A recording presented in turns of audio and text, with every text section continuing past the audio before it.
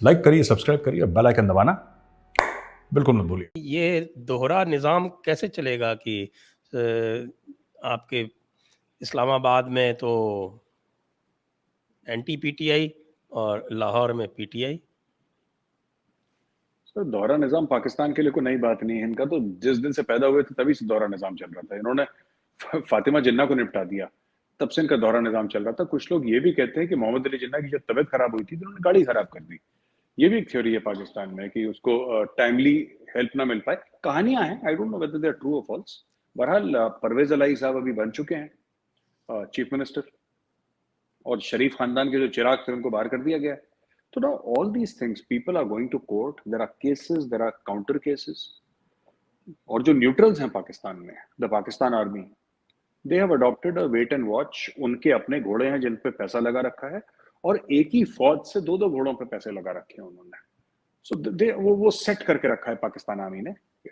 It is under control as far as the Pakistani army is concern. Otherwise इनको देखिए साहब, ऐसा है ना कि neither the Sharifs nor the Bhuttos nor Imran Khan PTI, इनको अपने मुल्क से कोई लेना देना तो है नहीं। पावर स्ट्रगल इतना एक्सट्रीम है कि इमरान खान ने तो कुछ समय पहले बोल दिया था कि अगर मैं नहीं तो बम गिरा दो पूरे पाकिस्तान में, इसको निपटा ही दो, इसके 3 टुकड़े कर दो, मार दो सबको, एटम बम गिरा दो, नाश हो जाए। अच्छा, एक और चीज, इमरान खान ये इतना इतना बड़ा सैंपल है ये आदमी। सर ये कहता है कि जो पाकिस्तान तहरीक इंसाफ छोड़ कर गए दूसरी पार्टियों में, इन्होंने शिरक करा है। एंड हाँ हाँ, अरे अरे साहब, वो कहता है कि इन्होंने शिरक करा है, और शिरक की सजा आपको पता ही है।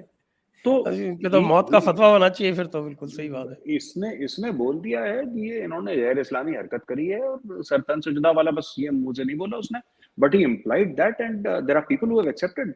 10 करोड़ पाकिस्तानियों ने लगभग, कम से कम, जो आंधी की तरह उसको चलाते हैं इमरान खान को, दे हैव एक्सेप्टेड कि इन्होंने शिरक करा है।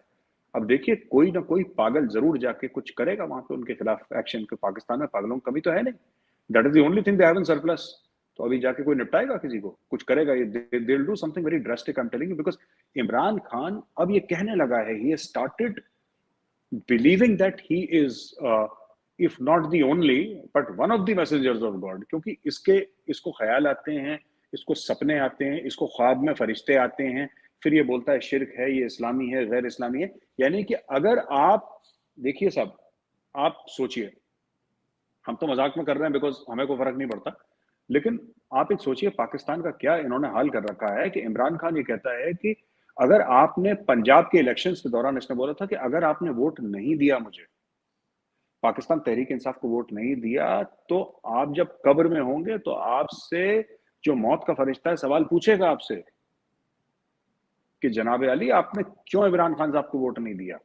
आपसे आखिरत के दिन, on the day of judgment, you will be asked कि why didn't you vote for PTI. And he, वो झूठ नहीं बोल रहा सर, वो इमरान खान जो है संजय साहब, वो झूठ नहीं बोल रहा, वो एक्चुअली बिलीव करता है कि फरिश्ते उसके ख्वाब में आए थे और उन्होंने बोला था। ही इज एन, वो आइडियोलॉजिकली कमिटेड आदमी है बड़ा वो। So which is what makes it more tragic and funny also, both. ये तो मामला उल्टा हो जाएगा फिर तो। अगर वो कहेगा कि साहब कि मैं भी एक तरह का नबी हूँ, मैसेंजर हूँ, तब तो वो ख़त्म नबूवत वाला मामला नहीं होगा, तो फिर तो वो काफिर कहलाएगा। अहमदियों की तरह हाल हो जाएगा उसका। एक नया वो जी बिल्कुल। पंथ चालू कर दे वहाँ पे, अहमदी की तरह, जी जी। इमरानी टाइप का कुछ, इमरानी पंथ इमरानी इमरानी पंथ शुरू सेक्ट। कर दो। हाँ हाँ। अहमदी होता था, अब इमरानी शुरू हो जाएगा।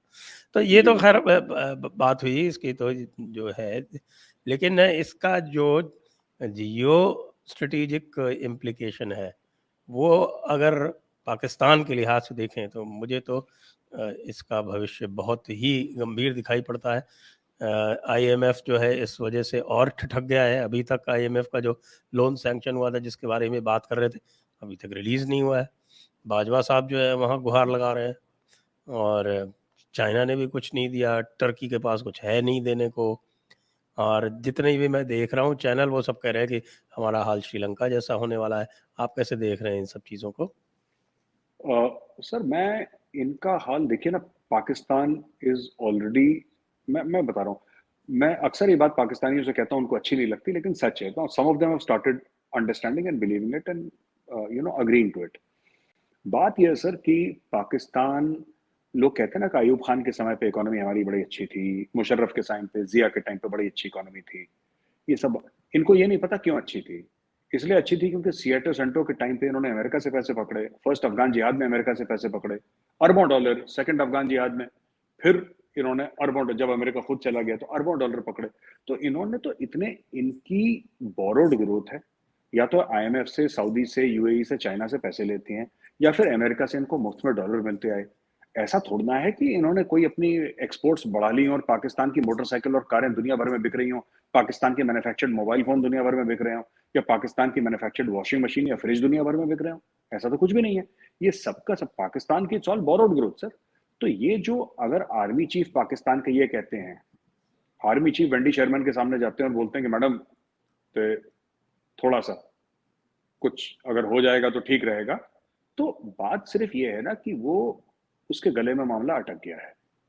अब now it is desperation to the extreme that the Pakistani army chief, the most powerful man in Pakistan, has to go and beg for money. और ये ऐसा मुल्क है जिसमें चाइना क्लेम करता है कि 40 से लेकर 45 अरब डॉलर उसने सीपैक में डाले हैं, इन्वेस्ट करे हैं। जिस मुल्क में सर 40 से 45 अरब डॉलर सिर्फ चाइना ने डाले हों, सिर्फ चाइना ने 40 से 45 अरब डॉलर इन्वेस्ट करे हों, वो 1 सवा अरब डॉलर के लिए भीख मांग रहा है, गिड़गिड़ा रहा है सबके सामने। उसका आर्मी चीफ जा रहा है और चाहे फोन पे ही जा रहा हो, फोन पे ही पैसे मांग रहा हो। तो I think this is, there is, या तो इन लोगों ने, एक बड़ी मशहूर कहावत है पाकिस्तान में, और आज उसका मैंने ट्वीट भी करा था उसका, कि दुबई में देखा गया कि पाकिस्तानियों की investment, they have come in the top 10 bracket of the investors in Dubai. तो जब भी इनको लोन मिलता है ना, दुबई और लंदन की प्रॉपर्टी के रेट्स बढ़ जाते हैं। ये कहावत है पाकिस्तान में कि जब भी पाकिस्तान को लोन मिलता है तो गरीब तक कुछ पहुंचे ना पहुंचे, दुबई और लंदन के प्रॉपर्टी के रेट बढ़ जाते हैं। यही चीज हुई है। एंड दिस, ये मैंने ट्वीट करा है उसको, I have tweeted, because they have said कि टॉप 10 में पाकिस्तानी फाइनली पहुंच गए हैं, बेच बेच के अपने मुल्क को, बेच बेच के अपने मुल्क को सारा पैसा बाहर कर दिया। अब ये देखिए क्या होगा। ये चलिए, इन्होंने कह दिया, आईएमएफ ने पैसे दे दिया, ठीक है सर, डन। चाइना ने दे दिया, डन। सऊदी ने दे दिया, डन। फिर क्या करेंगे?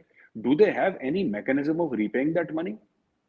This will again after 1 month, ये फिर हाथ में टोपी पहन के खड़े होंगे इनके जनरल और इनके पॉलिटिशियंस की, जनाब अब थोड़ा सा और दे दें, अब थोड़ा सा और।